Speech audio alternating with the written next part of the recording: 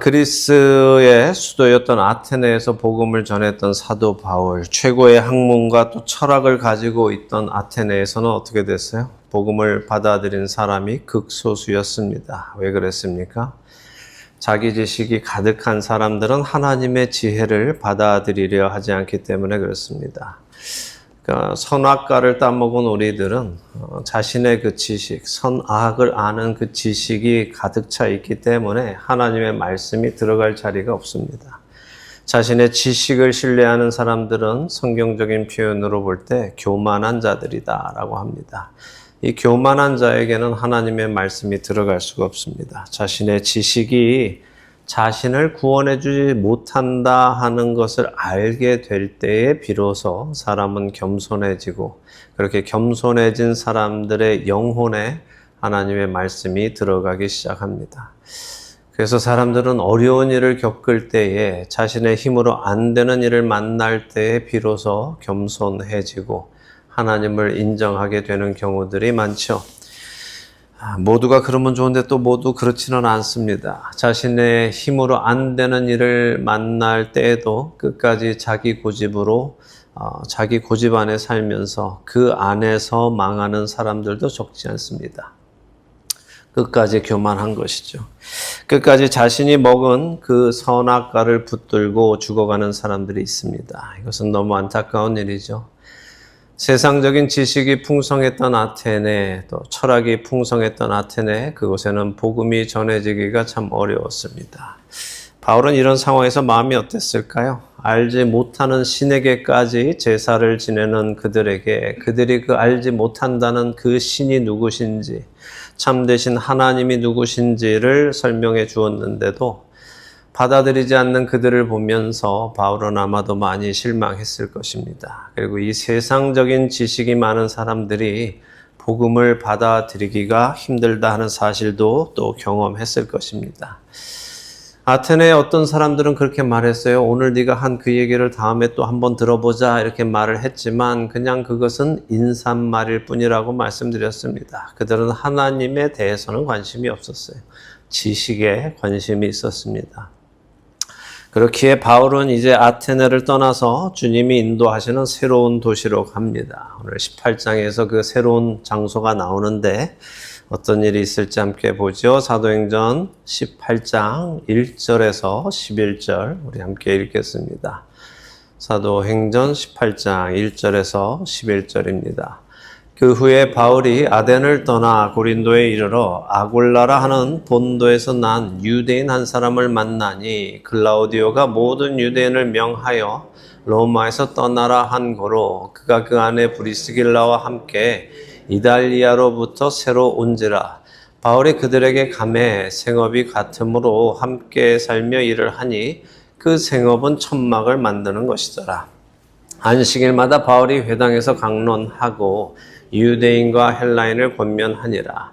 실라와 디모데가 마게도냐로부터 내려오매 바울이 하나님의 말씀에 붙잡혀 유대인들에게 예수는 그리스도라 밝히 증언하니 그들이 대적하여 비방하거늘 바울이 옷을 털면서 이르되 너희 피가 너희 머리로 돌아갈 것이요 나는 깨끗하니라. 이후에는 이방이 내게로 가리라 하고 거기서 옮겨 하나님을 경외하는 디도 유스도라 하는 사람의 집에 들어가니 그 집은 회당 옆이라.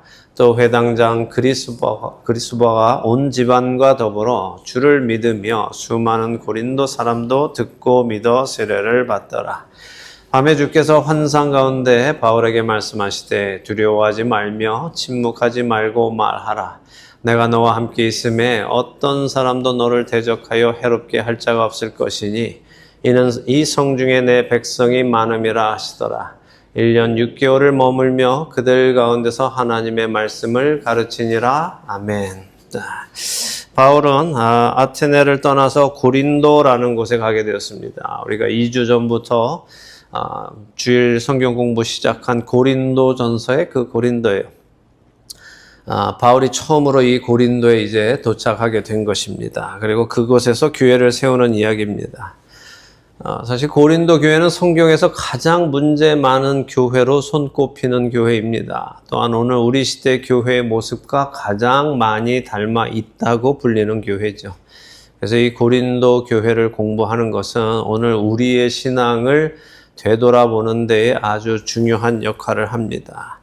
자, 근데 이 고린도 교회를 이해하기 위해서는 고린도라는 지역의 배경을 잘 알아야 합니다. 고린도는 주님 오시기 벌써 750년 전에 그리스 그 반도 안에 세워진 도시로서 아테네에서 서쪽으로 약 50마일 정도 떨어져 있습니다. 지도를 좀 보여드리겠습니다. 예.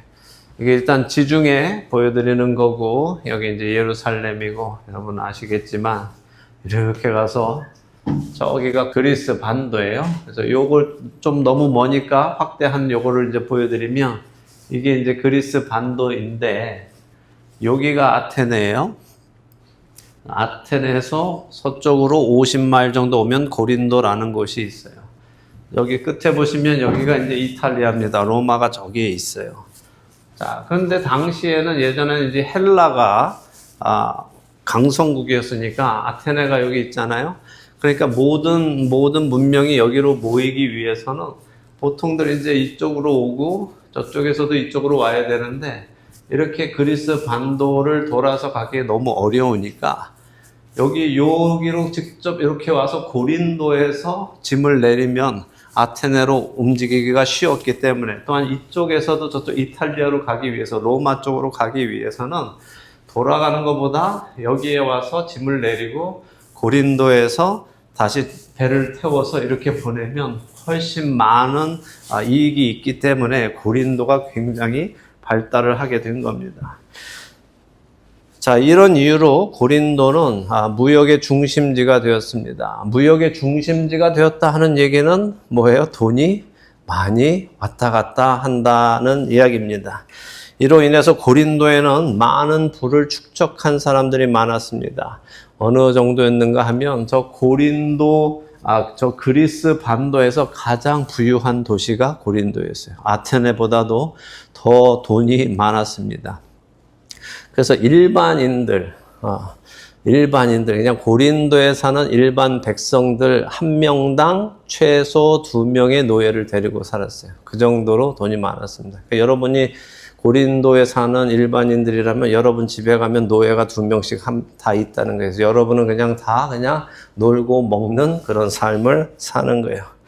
자, 근데 사람이 돈이 많아지면 어떤 현상이 생겨요? 거룩해집니까? 경건해집니까? 어때요? 예. 돈이 일단 많아지면 뭐가 사고 싶은 게 많아지죠. 일단 사치가 생겨나고 또 필요 없는 것을 사기 시작해요. 전에는 없어도 되는데 이제는 왠지 있어야 될 것 같은 것들을 사기 시작하고 또 쾌락을 위해서 돈을 쓰기 시작하는데 그것은 이제 도를 넘어서 사용하기 시작합니다. 그리고 그렇게 쾌락을 쫓다 보면 사람은 결국 타락하게 됩니다. 당시 고린도에는 한 50만 명 정도 살았었는데 아프로디테에서 몸을 팔던 여사제들의 숫자가 1000명이 넘었다고 역사학자들은 말해요. 그래서 그 사진 한번 보여드릴게요. 여기가 고린도에서 가장 높은 산이에요. 그러니까 저기 이제 지중해가 보이고 온 동네가 이제 있잖아요. 근데 이 가장 높은 산 위에 뭘 지었느냐? 다음 사진 보여드리면 아프로디테 신전을 지어놨어요. 그러니까 고린도 전 지역에서 위를 올려다 보면 여신전이 보이는 거예요. 물론 이거는 이제 상상도입니다. 지금은 없죠. 근데 터는 있어요. 가보시면 터는 있습니다.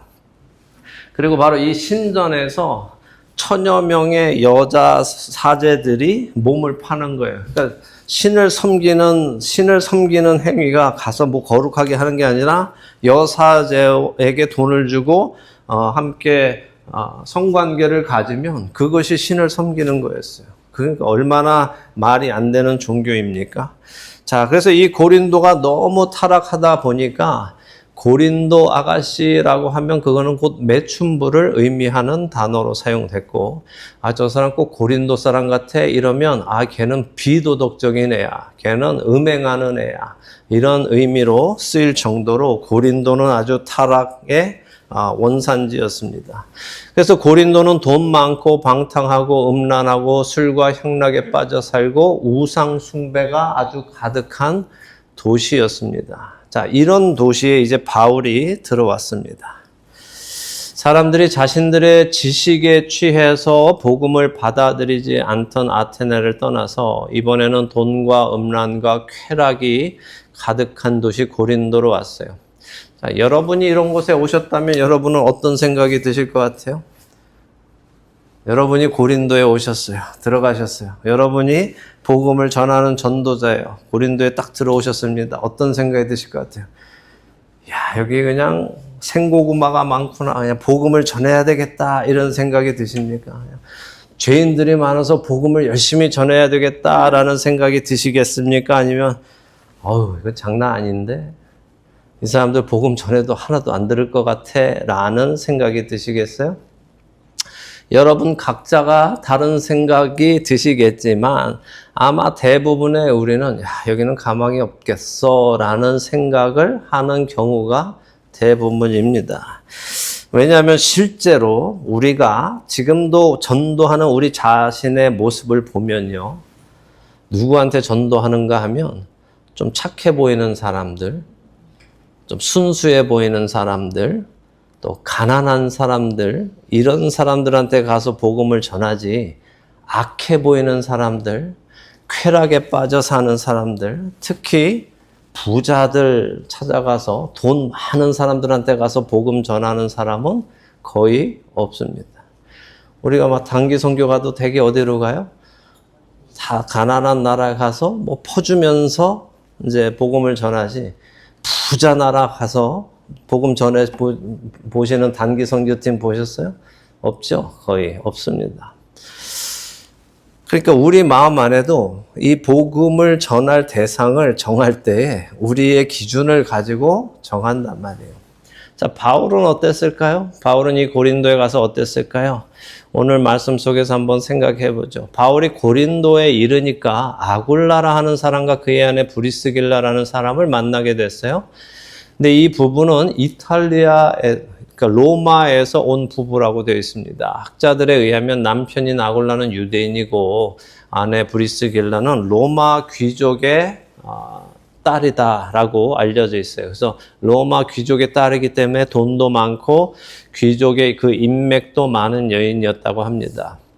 그래서 이 부부는 천막 사업이지만 사실은 이거는 이제 가죽을 만드는 사업인데 그 부유한 가죽 사업을 하는 사람으로서 로마에서 사업을 하고 있다가 글라우디오 황제가 이제 유대인들이 하도 예수님하고 예수님 안 믿는 정통 유대인들하고 자꾸 이제 로마 안에서 싸움이 나니까 글라우디오 황제가 짜증난다. 니네 유대인들은 다 나가. 이래서 이제 로마에서 모든 유대인들은 추방령이 내렸습니다. 그때 하는 수 없이 이 아굴라 부부도 로마에서 나와서 가장 큰 무역 도시인 이 고린도에 와서 사업을 이어간 것으로 봅니다. 근데 이들의 직업이 생업이 같았다고 하죠. 이제 우리는 보통 사도 바울은 천막 만드는 사람 이렇게 알고 있지만 여기 천막을 만드는 것에 스케노포이오이라는 이 헬라어는 가죽 장인이다 이런 의미예요. 그 가죽으로 뭔가 만드는 일을 잘 합니다. 그러니까 천막만 만드는 건 아니에요. 천막을 만드는 가죽과 관련된 여러 사업을 하는 사람이 이 아굴라 부부였고 바울이 천막을 만드는 일을 할 줄 아니까 이 아굴라 부부와 함께 일을 하게 된 것입니다. 자, 근데 이 아굴라 부부는 어디에서 복음을 들었을까요? 오늘 성경에 보니까 바울이 아굴라 부부에게 브리스길라에게 복음을 전했다 하는 이야기는 없습니다. 그렇죠? 어쩌면 이들은 로마 교회에서 이미 성도로 있었던 사람들이었을 것 같아요. 그러나 또 한편으로 지금 누가가 아굴라를 소개하면서 본도에서 난 유대인 한 사람을 만났다 이렇게 표현하고 있는 걸 보면 그가 뭐 제자였다, 형제였다라고 말하지 않는 거 보면 여기 고린도에서 바울을 만나서 복음을 듣고 예수님의 제자가 되었을 확률도 있습니다. 그러나 그들이 언제 누구로부터 예수 그리스도를 전해 듣고 성도가 되었는지는 알 수 없습니다. 중요한 것은 아굴라와 브리스길라가 바울을 만났고 그들이 함께 생업에 종사하며 바울은 사역비를 벌기 시작했다는 거예요. 고린도에서는 바울이 고린도 교회를 세우기 이전에 자기가 스스로 일을 하면서 생업을 하면서 자기의 사역비를 모았다는 겁니다. 자, 4절에 보니까 바울은 자신의 관례대로 이곳 고린도에 와서도 안식일마다 회당에 가서 강론하고 유대인들과 헬라인들을 권면했다고 됐어요. 그런데 5절에 보니까 실라와 디모데가 마게도냐로부터 내려왔다 그랬습니다. 그랬더니 바울이 어떻게 됐어요? 하나님의 말씀에 붙잡혀서 유대인들에게 예수는 그리스도라 밝히 증언했다라고 기록하시죠. 자, 그러니까 실라와 디모데가 마게도냐에서 내려와서 바울을 고린도에서 만난 것이 바울로 하나님의 말씀에 붙잡혀 예수님을 전하는데 어떤 영향을 끼쳤다는 거예요. 어떤 영향을 끼쳤을까요? 우리가 빌립보서 공부할 때도 보면 빌립보서 4장 14절에서 16절에 의하면 빌립보 성도들, 다시 말해 마게도냐에 있는 그 빌립보 성도들이 바울에게 사역비를 전해 주었다는 것을 알 수 있어요. 또 고린도후서 11장 9절에도 보면 마게도냐에서 온 형제들이 나의 부족한 것을 보충했다라고 말씀하세요. 그러니까 1차적으로는 바울은 평일에는 아굴라 부부와 함께 천막 만드는 일을 하고 돈을 벌어서 안식일에 회당에 가서 말씀을 전했었는데 실라와 디모데가 사역비를 마게도냐 성도들에게서 받아옴으로 인하여 이제는 주중에 일을 하지 않고 하나님의 말씀을 전하는데 집중하게 되었다라는 말씀이에요. 하나님의 말씀에 붙잡혔다 하는 말은 헬라어 시네코인데 이 원어적 의미는 하나님께서 바울로 말씀을 전하는 것에 집중하게 하셨다 이런 의미입니다. 그래서 그런 해석이 가능합니다. 그래서 실제로 한국어 세번역 성경을 읽어보면 바울이 말씀 전하는 일에만 힘썼다 이렇게 번역해 놨습니다. 자, 하지만 단순히 사역비가 왔기 때문에 말씀 전하는 일에 전념한 것은 아닐 거예요. 실라와 디모데가 가지고 온 소식도 있기 때문에 그랬겠죠. 어떤 소식입니까? 마게도냐 성도들이 믿음에 굳게 서 있다는 소식을 듣고 힘을 얻어서 자신의 사명을 다시 생각하고 자신의 사명에 집중하게 된 겁니다. 자, 그런데 이렇게 열심히 복음을 전했는데 반응이 어때요? 복음을 전해들은 유대인들이 바울을 대적하고 비방했다 이렇게 합니다. 한두 명이 그랬다는 것이 아니라 이것은 회당 전체 유대인들이 조직적으로 바울을 대적하고 비방했다라는 말입니다. 그러니까 바울이 어떻게 해요? 옷을 털면서 너희 피가 너희 머리로 돌아갈 것이고 나는 너희 피에 대해서 깨끗하다라고 말했습니다. 다시 말해서 나는 너희한테 구원의 복음을 전했고 너희는 그 구원의 복음을 거부했으니까 너희가 믿지 않는 그것은 내 책임이 아니라 너희의 책임이다 라고 말하는 거예요. 자, 이 말씀을 거꾸로 돌리면 어떻게 될까요? 자, 우리가 복음을 전했는데 그 사람이 복음을 전해받지 않으면 그것은 우리의 책임이 아니고 그 사람의 책임인데 반대로 우리가 복음을 전하지 않아서 그 사람이 안 믿으면 어떻다는 거예요? 우리의 책임이라는 거예요. 에스겔서 33장에서 하나님은 에스겔 선지자에게 네가 악인에게 경고하지 않아서 그가 자기 죄에서 죽으면 그 악인의 피를 내가 너의 손에서 찾을 거야 라고 에스겔 선지자에게 말씀하신 것처럼 그렇습니다. 그러니까 우리에게는 복음을 전해야 하는 죄인들에게 돌이키라는 말을 해야 하는 책임이 있다는 거예요. 바울은 고린도의 유대인들에게 그렇게 말하고는 나는 이제 이방인에게로 갈 거야 라고 했습니다. 그리고는 회당에서 더 이상 말씀을 전하지 않고 나와서 하나님을 경외하는 이방인 디도 유스도라는 사람의 집에 갔습니다. 그는 회당 근처에 사는 사람이었대요. 8절에 보니 유대인 중에는 회당장 그리스포라는 사람과 그의 집안이 믿은 것이 다였어요. 그러니까 유대인들은 정말 안 믿고 그나마 그리스포하고 그 집안 사람들만 믿고 다행히 고린도에 있는 고린도 사람들, 이방인들은 많이 믿고 세례 받았습니다. 자, 근데 9절이 재미있죠. 9절. 9절의 말씀이 어떻습니까? 어떤 일이 생깁니까? 밤에 환상 중에 주님께서 바울에게 말씀하셨어요. 자, 주님이 누구세요? 누구세요? 예수님이죠. 예. 자, 전에도 말씀드렸지만 사도 바울 안에는 누가 살고 계세요? 성령 하나님이 살고 계세요. 그래서 성령 하나님의 인도하심을 따라서 바울은 사역을 해나갑니다.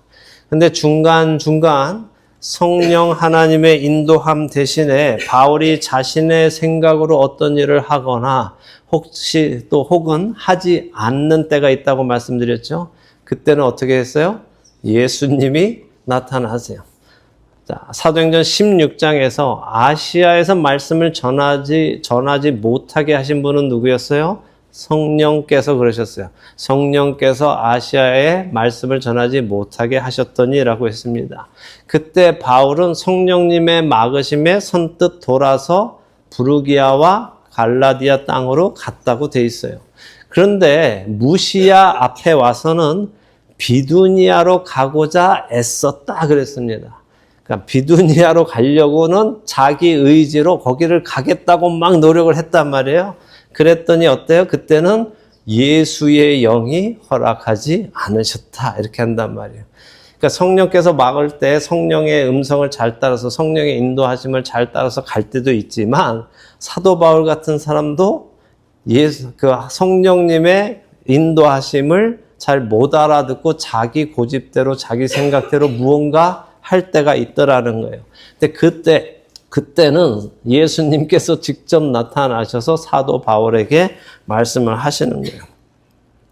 자, 여기 지금 18장 고린도에서도 예수님이 나타나셨어요. 그것은 사도 바울이 지금 자기 생각으로 무엇을 하려고 하거나 또 하지 않으려고 하기 때문이에요.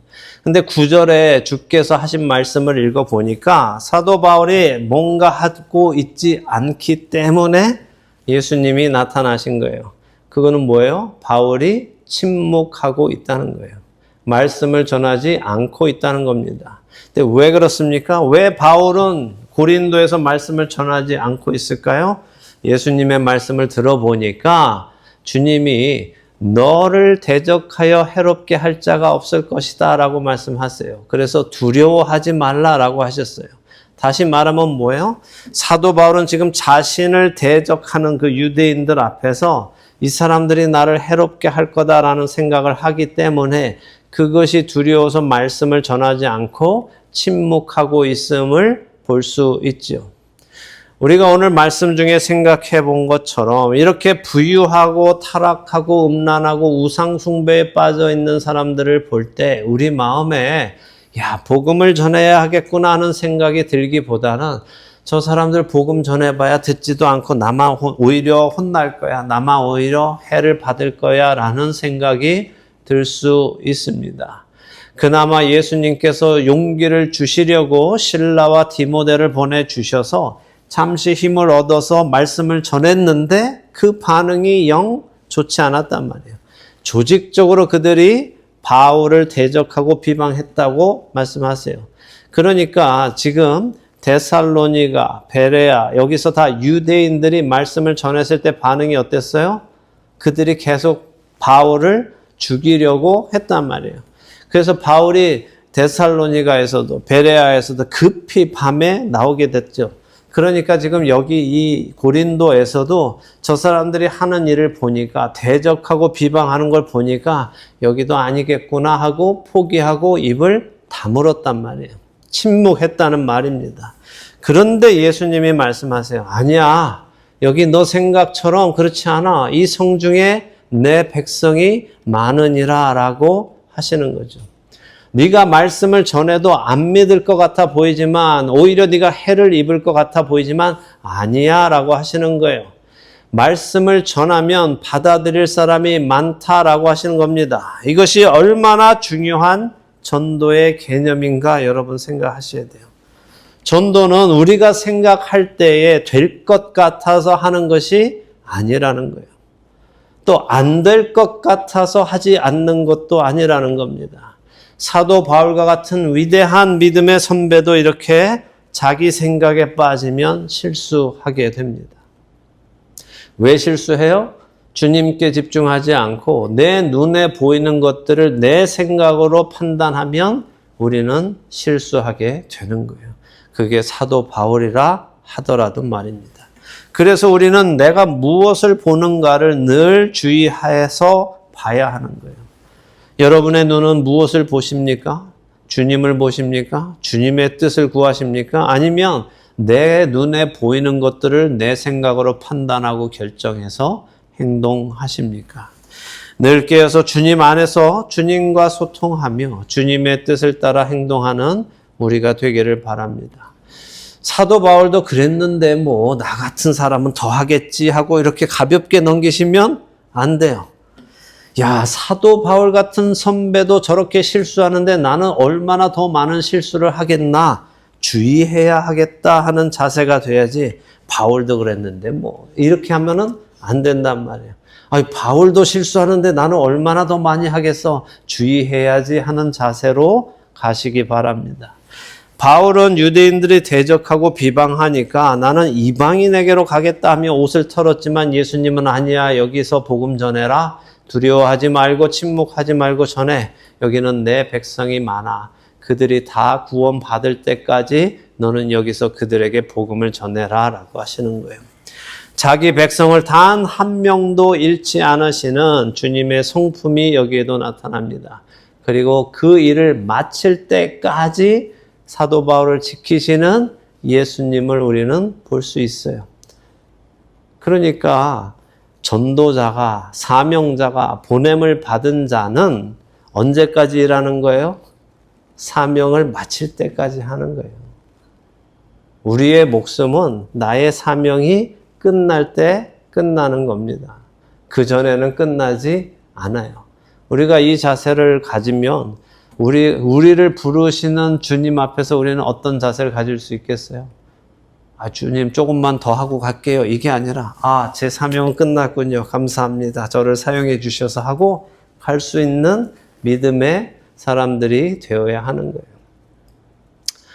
바울은 여기서 1년 6개월이나 고린도에 머물면서 그들에게 하나님의 말씀을 가르쳤다고 했습니다. 왜 이렇게 오래 머물렀을까요? 물론 예수님의 백성이 많기 때문이기도 하겠지만 세상의 가치관으로 꽉 들어차 있는 이 사람들, 이 고린도 성도들, 고린도전서 6장 9절에서 11절에 보면 여기에는 불의한 자, 음행하는 자, 우상 숭배하는 자, 간음한 자, 탐색하는 자, 남색하는 자, 도적, 탐욕을 부리는 자, 술 취하는 자, 모욕하는 자, 속여 빼앗는 자들이 너희들 중에 있었어 라고 사도 바울이 고린도 성도한테 말한단 말이에요. 그 많은 사람들을 데려다가 예수님의 백성을 만들기 위해서, 그들을 하나님 나라의 말씀을 가르치기 위해서 그렇게 많은 시간을 사도 바울이 거기에서 사역을 해야 했던 것입니다.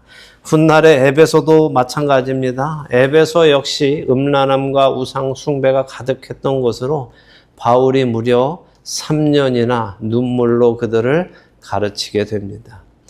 사도행전을 보아가면서 우리는 각 사람에게 필요한 만큼의 도움의 손길을 베푸시고 자기 백성을 찾아서 자기 백성으로 빚어가시는 주님의 놀라우신 은혜를 보게 됩니다.